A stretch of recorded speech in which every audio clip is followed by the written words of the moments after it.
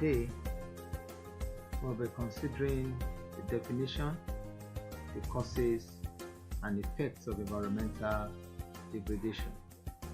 My name is Professor Loatos International in the Department of Agricultural Extension and Communication Technology, UTA.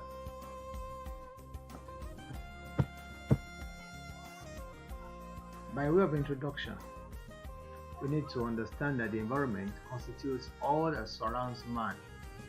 That is the atmosphere, that's the air, the vegetation, the land or the soil, and the waters, which also includes the rivers, seas, oceans. All those stuff, they constitute the environment, all that surrounds man. And man's present demand for food, grazing, fiber, and fuel has however increased beyond the limits that nature can provide for unassisted. In essence, what nature can provide for us is far lower than what human beings are presently demanding for in terms of food, grazing, fiber, and fuel. So, for example, you can consider the rate at which buildings are coming up everywhere. In Akure, for example, where cocoa trees once existed, they are now being bulldozed and buildings are already coming up in those places. I remember where I even built my own house. It was surrounded by cocoa trees, but the cocoa trees are no longer there again. And all the cocoa trees in that environment, they have been eradicated. They have been bulldozed for buildings to come up. Beyond that, more trees are needed for furniture. Population is increasing, and therefore people are building houses, families are coming up, new families are coming up. They also need furniture of their own, and therefore trees are being cut down every day, but less are being planted, and those planted are not even allowed to get matured.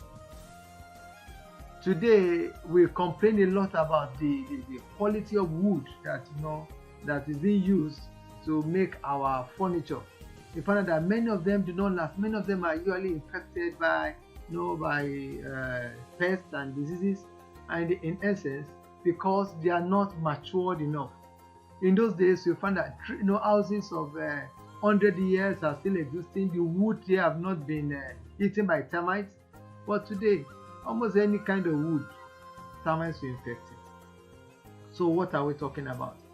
We find out that we are using up the resources much more than before, and then we are not replenishing it. Actually, God said, "Be fruitful and multiply, subdue, have dominion over the earth, replenish the earth." We are not replenishing. We are not putting it back the way we are supposed to put back. We are not giving back to the earth the way we are supposed to give back. We are not generating or planting much more than we have been consuming. So because of this increasing population, vis-a-vis the fixed nature of earth's resources, actually God has given us a earth with all the resources intact. We have been using up many of the resources, and some are not renewable, while others are. For example, crude oil is not a renewable energy source, and we have been mining and we continue to mine, and very soon we deplete what God has put in the soil. You have gold, you have diamond, you have copper. All these things are not renewable because God has put a fixed amount in our heart. And so therefore, by the time we use it up, that is all. What about the land area? The land area cannot be expanded. Though people are trying to fill the land, to reclaim the land, but we know the consequences. Before you know it, in some years to come, the waters, the ocean will come back and say, "This is where I used to be. This is where I used to belong. And so I want my land back." And then there will be flooding, there will be erosion, many lives will be lost, properties will be destroyed, and the waters will come back. And this has affected a lot of things. So because of these things that we are experiencing, we find that a lot of things are happening. So there have been increasing demand on man's environment to sustain human existence. And so this has led to unsustainable use of the environment in the quest to satisfy human needs. because we want to satisfy our needs, there are a lot of things that we do today that we ought not to do. Trees that we cut down that we ought not to cut down. Fishes that we catch and fry and eat that we ought not to. Because of what? Because they are not yet mature. Many of the fishes that ought to have been allowed to grow, to mature, reproduce, they are caught. Many animals in the field are caught. Many plants are harvested, and because of this, they are not able to reproduce or regenerate, to duplicate themselves. So caution is not taken, and the necessary rules and regulations to be adhered to are violated in the process. So the environment is not violated, is abused, without concern for what happens to its potential for now and in the future. The consequences of these various activities, which tend towards an abuse, an abnormal use of the environment, is termed environmental degradation. Now you must understand that nature can be very forgiving. It can forgive us for some of our rebellion and stubbornness and disobedience and not doing what you're supposed to do, though not indefinitely. It will not come to forgive us indefinitely. And persistent abuse usually leads to irreversible degradation. For example, in the Niger Delta area, we found out that a lot of degradation that has gone on for so many years have left many communities uninhabitable. You can't plant anything there. You can't fish in the waters. Water is very scarce and very costly in those areas because their waters are not good enough. They know a lot of years of degradation has brought about what we could call an irreversible level of degradation in those places. So persistent abuse can lead to such a thing, and that is why we need to look into this topic today. Now, environmental degradation, by way of definition, is a decline. When we talk of decline, you're saying a reduction, a decline in the quality and the capability of the environment in terms of its ability to sustain human life. A decline, a reduction, lowering in the quality. The quality, for example, a soil that was once very fertile have been planted over the years and now is no longer fertile.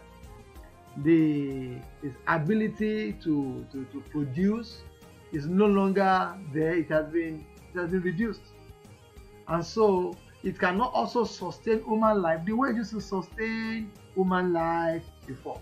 The level of output or production that ought to come out from that kind of environment or soil, it can no longer come out. It has reduced or it is reducing, and so therefore it cannot sustain human life as it used to be before. And so therefore what happens? There will be famine, and then humans will also begin to look for alternatives. How do we go about this soil that is not producing well? In the process, they go to the forest areas to go and cut down the trees and begin to farm in those areas, and therefore the cycle of degradation continues. We can also say is a decline of the environment that comes from natural processes as well as man-made man-environment interaction. So it could be from natural processes, and it can also be from man-environmental interaction. We're still going to talk about that in the lecture. Now, environmental degradation can also be defined as any form of harm, danger, peril, or any risk of loss in the environment. Any form of harm to the environment or loss to the environment, any form of danger to the environment, any form of peril, or any risk of loss in the environment. When we have that, we have environmental degradation. You can also say is any situation in nature or in the environment which is destructive or probably detrimental to man or any other component of the environment. It will be detrimental even to animals, not just only man. And man depends on the animals. So when the animals are already affected, it also affects man. So any situation in nature or in the environment which is destructive, which destroys the environment, which removes what's supposed to be there, for example, felling of trees to build houses, or probably detrimental to man or any other component of the environment, is also environmental degradation. We can also say the disintegration of the earth or deterioration of the environment through consumption of its assets. For example, air, water, soil, trees, and wildlife, they are assets. They are natural assets that God has given to us. When these things begin to disintegrate or deteriorate because we are using it, then the environment becomes degraded.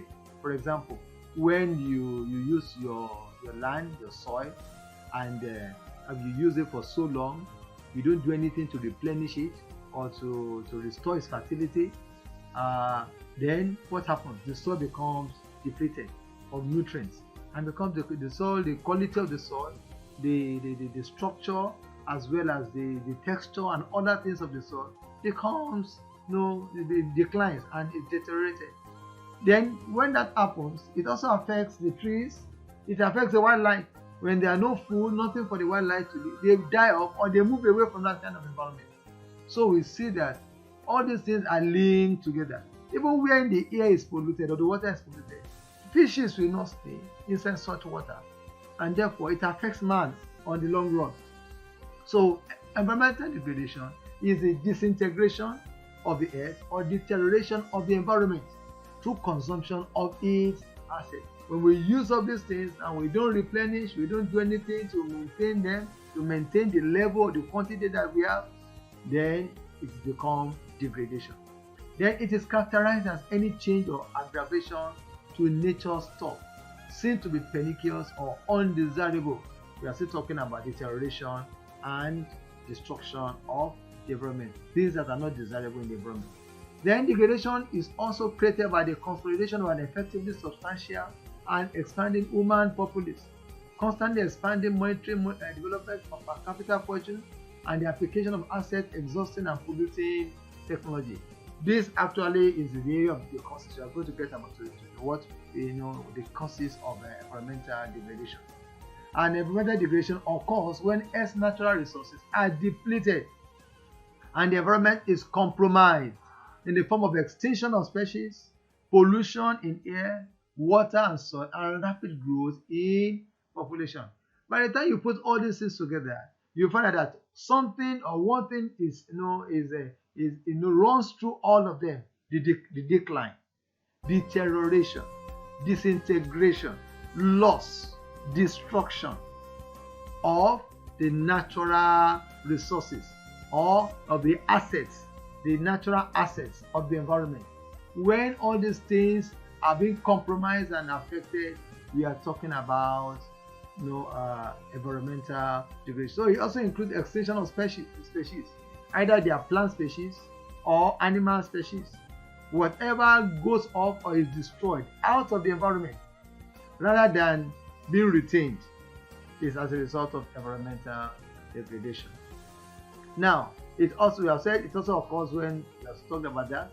Then the rural poor, many of whom live in environmental fragile areas, are both the main victims and the unwilling architects of environmental degradation. What are we saying? They are the main victims. They are the ones that are affected most. Why? Most of their of the input that they need for the agricultural activities, they are from the environment. Most of what they use as resources are from the environment. What their livelihood depends upon is from the environment. Is it soil? The farmers will plant on the soil. Is it water? The fisherman will go to the waters, the rivers to fish. Is it the forest?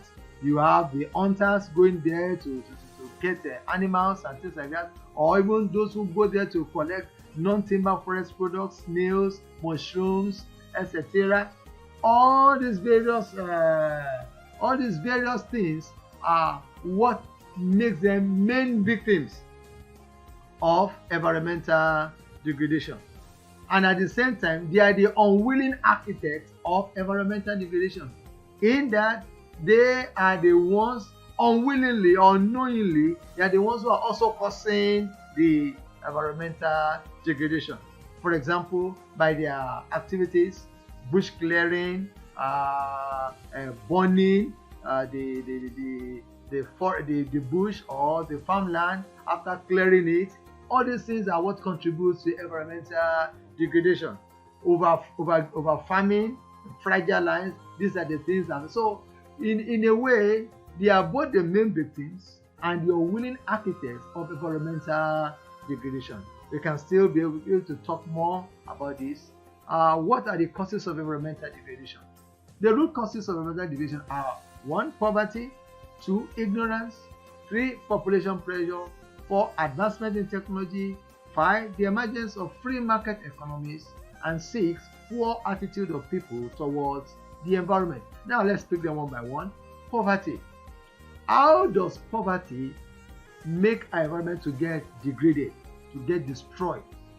Now, poverty as defined by the World Development Report 1990 refers to the inability to maintain a minimal standard of living. For example, in Nigeria, worldwide, that those who cannot live, who are not able to get, who are able to live with, who don't have an income of $1 per day, they are referred to as the poor people. So they cannot afford that. Actually, many cannot even afford that in Nigeria. For example, $1 today is about 400 and something naira. And you see that if you look at what some people are earning, for example, a teacher in a private school will be earning maybe about 15,000 to 20,000 in a month. If you divide that by, maybe let's assume by 400 naira, what does that give us? It's going to give us about maybe 50 or so. Well, it's still manageable for when you talk about the $1 per day. But even the government has said the minimum wage should be about 30,000 naira. So we find out that many people are living below the standard of living that is expected. And in that light, you find that those in the rural areas will be living far, far below that particular standard of living, if those who are in the urban areas are experiencing such situations. Now, this inability is caused by factors that are internal to the poor. That is what makes them poor. That's why this issue of poverty, their inability to maintain standard of living, is because they have no skill or low skill, or they have low education, or they don't have shelter, they have poor health and low capacity to respond to income earning opportunities. For example, if there's a job or whatsoever, and then they said, okay, apply, they will need some certificate.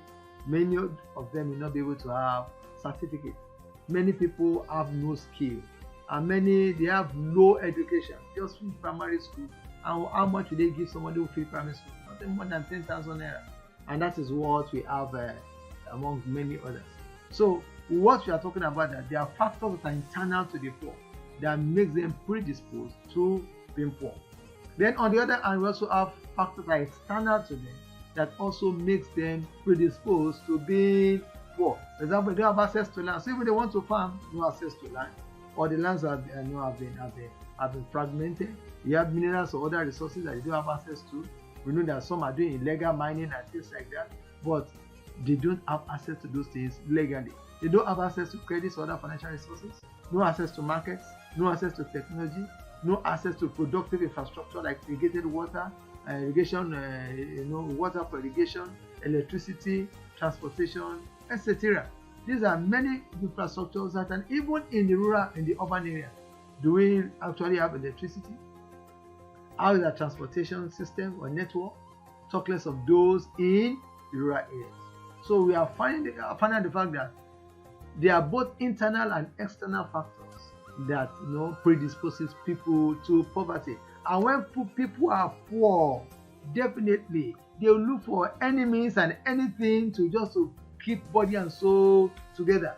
That is when you see them going looking for firewood. When gas is cheaper than kerosene, is cheaper than firewood, you still see them looking around, because since they won't pay for felling down a tree by themselves or looking for those sticks here and there, they prefer to go around looking for those firewood and cutting down trees or cutting off the branches or making them into charcoal, just as to do what? Just to get fuel for themselves. So poverty makes people to take some steps. Why will people want to go to Libya or go to Italy and things like that, and then they won't go through the normal route? They go through the desert, or they go through the sea and things like that, and with a lot of risk. Poverty. When they can't get money for visa, they can't get money for this and for that, then they look for alternatives. How can they make ends meet? How can they do so that when they get there, they say they are looking for a better life? But we know what happens over there. But the fact is this: when somebody is poor, he looks for, he uses whatever he can get to achieve whatever he wants to achieve. Then lack of access to basic amenities and resources. To earn a living and cater for a family makes a man to get involved in just anything or activity that can fetch him an income. He will also be ready to use anything or resources at his disposal to do so. So when a man does not have access to credit, what does he do? Yes, he can go borrowing, and he doesn't want to go borrowing because who is going to borrow him? And those who borrows, they also have their own high interest rates and things like that. So he can decide to just look at somewhere around, and especially if it's in a forest area, he can just enter into the forest, clear some places, cut down some wood, try to send them out to go and sell and things like that, just to keep body and soul together to cater for his family. So those are some of the things that affect people, that make them to degrade the environment. Now, ignorance. This is a very, very, very important factor, because rural people are not aware of the various consequences of their action on the environment. They believe that what their fathers have been doing is still good for today. For example, we say that as it was in the beginning, so it is now, and forevermore shall be. But the fact is that it is not in all cases. We cannot continue to be doing what our father did if we want to have better results. For example, bush burning is one of the things that contributes to climate change, contributes to the destruction of the ozone layer. It has been done for a long time. They never knew the consequence of what we were doing. Now we are suffering the consequence of what our forefathers did. They said the fathers have eaten the sour grapes, the teeth of the children have been set on high. Exactly, that is what is happening. Our forefathers were doing all those things in ignorance. Oh, just as I said, they worship idols in ignorance and things like that, because they have no other option, but that was what they knew. But we now know better that we cannot continue in that way. Now, sometimes practices are over-implemented or neglected because they do not know the reasons why. For example, fertilizer application. If you tell a farmer to apply a particular level of, just a cover of the bottle to a particular stand, he believes that if this small thing will make the cassava or the maize to produce well, then by adding 2 or 4 cups or cup of the bottle to a particular stand, it will bring better yield or higher yield than what's supposed to do with only 1 cup. That's ignorance, not knowing the principle behind the issue of fertilizer application. So ignorance makes them to over-implement or to neglect some practices because of the fact that they do not know reasons why. Now, peasant farmers also are preoccupied with survival. So they could overcrop marginal lands because there is no alternative employment and no better technologies they can afford. So what do they do? Because they do have more land to use and they do have technologies to use. What they do, they now use the main land, or the land that they've been using for so long, that they have been cropping for so long, they overcrop it. They continue to use that land until it does not bring out anything for them again. No, we talk about what we call diminishing returns. No diminishing returns. That's what happens when farmers continue to crop these marginal lands without any means of replenishment. Now, pastoralists also overstock to improve their chance of surviving the next drought. So they have many more flocks that they can handle in case that they are drought, and so therefore they can still survive and have some left for them. We also find rural dwellers stripping trees and shrubs for fuel wood because they need fuel. We have some for example, in a particular area in Ogun State, I know along the Sokoto Expressway, we have some group of, I've forgotten the name of the village there. You will see them burning trees, or no standing trees to make charcoal. And this charcoal has been sold around, and then environmentalists don't even bother. I don't know what they are doing about that, but you find out that communities burn trees standing. They strip them off and burn them so that they can produce charcoal. And most of the trees in those areas, they have been eradicated. You can look and find out that an area that's supposed to be a forest area has almost become a savanna area. No trees for long distances. That is what happens when people are just out to make money at all means. Okay, and then because they need fuel, for they have money to buy kerosene, or to even to get gas, and so therefore they resort to getting what they think is free. The free trees, the free wood, and they use it. So it also boils down to the issue of poverty, and then ignorance of the consequences of what they are doing. In the context of the short-term basic needs of an individual, each decision is rational. That means, this is what I want now, this is what is needed now. So in the short term, it's a rational desire, it's a good decision. You want this, use this to get it. But in the long run, the effects are disastrous. Now, what also brings about environmental degradation? Population pressure. And when the population is increasing, people in a particular square kilometer of land are increasing. The land is not increasing, the people are increasing. Then there is pressure on the land, pressure on the environment, pressure on the resources that are there.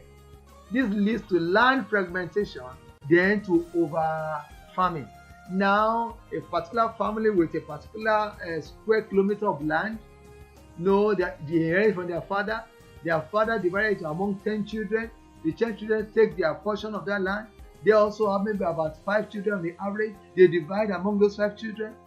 Those 5 children, so they have maybe another 5 children on the average. They now divide again among those children. The land becomes fragmented that it cannot cope with, maybe even to use for this kind of land, you won't be able to use mechanization again to do anything. You cannot do commercial agriculture, all those kinds of things. So the land becomes fragmented because there are too many people that are clamoring for their own share of the land of the national cake. Okay. Now, population pressure also leads to overgrazing, feeding on grass beyond the ability to grow back, which leads to soil erosion and desertification. When there are too many cows or cattle grazing on an area, and then they graze so much that the grass cannot spring up again because they have grazed them so low, and the grass cannot grow back. It will therefore lead to soil erosion and definitely to lead to desertification. And that is what has made these Fulani people, they have come down south, because most of the lands that they used to graze before, they have finished them, they have grazed them, they have become desert. So it's very, very important for us to take note of these issues under population pressure. The rise in human use of resources and population increasing. So there's a straight and available resources. I've mentioned on that before. The land is not increasing, the resources in it are not increasing, and so therefore, and the people on it are increasing. So just like when you have data now, for example, the network in Futa, that's one of the reasons why this issue of online stuff is having a constraint. When a lot of people come online at the same time, the bandwidth cannot sustain it. So the pressure on the bandwidth brings about a reduction in the ability of each person to upload or to download or to connect, and therefore there is chaos and things will not go well as ought to be. So that's part of what's called population pressure. When a lot of people are clamoring for the use or utilization of a limited resources. Now, population pressure is also forcing farmers to cultivate increasing lands that they ought not to go to and cultivate. that's where they go. For example, in Malawi, there's a particular area of land that's about 12% or more slope. Eh? And that means that that place is very fragile. But what are they doing? Rather than foresting that place so that it can be protected and preserved, and maybe in future they can be used, they are being cultivated. And when they are being cultivated, they lose land. When rain falls, what happens? Erosion takes place, and it washes away because of the steep slope. So there's the flooding of the fertile cropland even below, and then the streams, beds, and irrigation cannot become silted. So you find that we cause more pressure, more problem for ourselves when the population increases and the resources are not increased, or we don't look for ways of using the resources in a sustainable manner. Under population pressure, one of the things that can be done is to ensure that there is family planning, so that we don't just going to increase and increase and increase, and then we are not planning for the people that we are bringing into the world. Advancement in technology, that's another cause of environmental degradation. Machines that cause pollution are being produced and manufactured. For example, the tractor is one of them. It's good for land preparation and things like that, but it also contributes to the carbon dioxide, contributes to the greenhouse gases. Then you also have the tractors compacting the soil and create organisms. And you find out that the path that tractors will pass on the field, if you plant anything there, it may not grow, or it may even grow as good as the ones where the tractor tires did not pass. Then you also have waste disposal of factories into the environment. Because of technology increase and a lot of things going on, there are a lot of waste that is being generated. Waste. For example, even the advancement in technology, we have plastic waste now more. Many people are using plastic because it's cheaper. They're using plastic to package, using plastic to do this, plastic to do that, and you find out that everywhere is plastic. So, and then there's nowhere to put all these things, and the factories themselves, as they're generating these things and producing more products, they're also generating more waste. Where do they put those wastes? I remember a time where some people imported waste into Nigeria. I don't know, and went to put them in cocoa. I think in Delta State now. So they imported waste, and they were toxic waste because those factories there did not know where to send them. So Nigeria became a dumping ground for those kind of waste. So that's part of it. Then we also have plastic, rubber, nylon, glass bottles, etc. used for packaging. All these are in line with the advancement in technology. Now, what do you say about emergence of free market economy? Because there's a free market economy, everybody is looking for a way to outwit the other and to come up with that which is the best or the cheapest with the very highest quality, so that they can get the market and get the money and get the resources. In their process, people take advantage of the free natural resources, and sometimes they introduce dangerous practices to make profit. Fertilizers are there. And we also have GMOs. We also have, at the time they talk about plastic rice, where some people manufacture plastic rice, plastic egg, just to make money. We also have animal growth hormones. They inject animals with some things that, and it affects us, affects our environment. Now, poor attitude of people towards the environment. Why? How does this causes environmental degradation? Many people don't just bother about the environment. They don't think of the consequences of their action. They litter the environment with paper, with nylon, with pieces, and everything. They don't bother with what is going to happen to somebody else as a result of what they have done. So these things, this attitude of people also needs to be changed. You need to educate, reorientate people to taking care of the environment. Because if you throw bottles here, bottles will not degrade. They are not biodegradable. They don't decay. Nylon will not decay. Bottles will not decay. I think you should just find out for how long does it take a plastic to decay or nylon to decay. How long does it take? What about bottles? How long will it take for a bottle to disintegrate and become part of the natural soil again? These are things that we need to. So when you throw all these things around or use all these things, we must be thinking of how do we protect the environment from degradation, from being polluted. And with what you have done, we have this assignment, and the assignments have been stated about 8 of them here. We have effects of plastic, nylon, and non-degradable waste on the environment. We have practical solutions to the menace of plastic bottles. You need to give us practical solutions. How do we ensure that plastic bottles do not become a menace in the environment? Number 3, requirement for setting up a profitable mini plastic recycling plant. Then you should tell us the cost of what you are proposing in your assignment. Then alternative uses of plastic bottles, and in that way you can even tell us what the model you are proposing to have a profitable. For example, if I want to have a mini plastic recycling plant, what will we need to do? And alternative uses of plastic bottles to avoid littering the environment. I think that is still under practical solutions and alternative uses. They go hand in hand, so we can combine them together. There are also alternatives to use of plastic for manufacturing and packaging. What other things can people use instead of plastic in manufacturing and in packaging?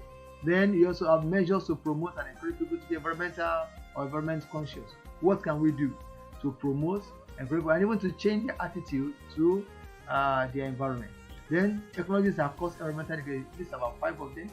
Then measures to protect the environment. How do we protect the environment? What do we do to protect the environment? So these are the assignments you're supposed to do, and you'll be submitting next week.